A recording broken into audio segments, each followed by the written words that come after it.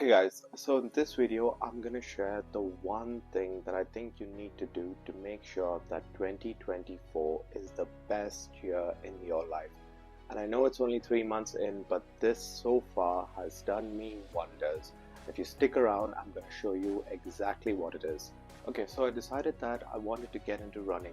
I'd been seeing those cool Instagram videos where people are running, a sense of community, people join running clubs, and it's like I'd been into sports throughout my life, so it really looked like something. Okay, I really want to do this. It looks good. There's a sense of accomplishment. You build up your endurance, and I was like, okay, nothing could go wrong. And here's the first mistake that I made. Instead of saying, okay, I saw those reels, I got inspired. What's my actionable step? I want to do running, so I will run. But no, that's not what happened. What happened was like, okay, I don't have the gear I need to run. So those cool quarter zips that you get. I was like, okay, I'll get one of those synthetic material. They look nice. It's figure hugging as well. Makes you feel good. And it's like, okay, fine, I'll get that. The next thing I wanted is, okay, I'll get running shorts. I was like, okay, fine, yeah, fair enough. I debated a little bit. I was like, okay, fine, I'll get running shorts as well. And the next thing happened was, okay, now I need those, orange Nike shoes with a carbon plate or whatever. I forget what's Alpha Flies. I was like, I need Alpha Flies. Like, I need a smartwatch to track my runs and my heart rate, and I need to know what's my pace and how long I take to run a mile and stuff like that. The thing is, we're overcomplicating activities. What I should have done is, okay, I want to run, so I put on a new old hoodie, wear a set of trainers, and start running. And then as we build up, as we become better, we can improve and we can start adding equipment, and we can start all the sort of stuff that is required and only necessary once you get to a certain level. But at the level I am, I didn't need anything. I just needed to run. And I I thought to myself, why is this happening? Why am I so focused on getting the gear and the equipment? And then what I understood was my brain currently sort of, it equated buying the gear, like buying the gear and buying the running equipment would give me the same amount of dopamine hit or the same amount of satisfaction as actually running, which is a very, very, very dangerous place to be at. You don't want to be at a place where watching someone else do the activity or just thinking about it, or buying equipment or uh, stuff that is associated with the activity gives you the same amount of pleasure as actually completing that task or doing the activity. And I was like, is this true for a lot of things in life? Can this be like spread out? And the answer is yes. Like, let's say you want to lose weight. The first answer is, okay, I diet. Fine.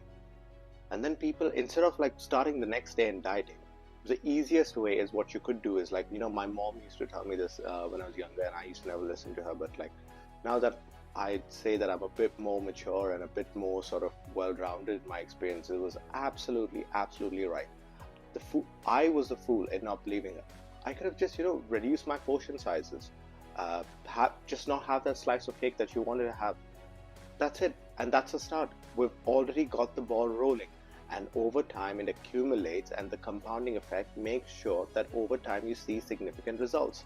But at that point, what I would have done is, oh, should I go keto? Should I go for this meat diet? Should I go for a vegan diet? What's the best intermittent fasting? Or when do I lower my windows? And we're just stuck in this endless loop of doing research and research and research with no actual action being taken. The same thing, to be honest, could be said about my YouTube channel. Now, ever since I was a kid, I dreamt of having a platform where I could just express myself and share my thoughts to the world, and hopefully that would have a positive impact on people. But I stopped for several reasons, because I always thought, oh, I don't have the best camera, or I don't have the best lighting, or I'm like, I've always considered myself to be bad with tech, so I don't think I'd ever be a good editor, but I think I definitely could become better. But aside from that, those were the reasons that primarily stopped me from ever starting this channel. That's not to say that I have all those things now, but at least I've started.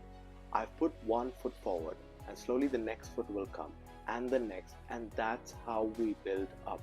I know this is a bit cringe, but the best time to start was yesterday. The second best time is now. And we really have to cultivate this ability to be shit at something. I mean, No one starts off being amazing. You just have to start and you get better over time. But this idea of being humbled is very foreign to us, and not a lot of people are comfortable with being uncomfortable, for a lack of better words, or this extremely humbling experience that you go through where everything is new and you're probably starting at the bottom of the scale where you don't know anything, you're very unfamiliar, and everything seems new and you don't want to learn anything and you just want to stay in your comfort zone. It's nice to stay there, but there's gonna be no growth that's gonna happen. I'm gonna hit you with another cliche quote, which is, you don't have to be great to start, but you have to start to become great. If you've derived any sort of utility from this okay, if you got any value from this video, please share and subscribe. And if you had to cap just one takeaway from this video, it would be just do it. See you on the other side.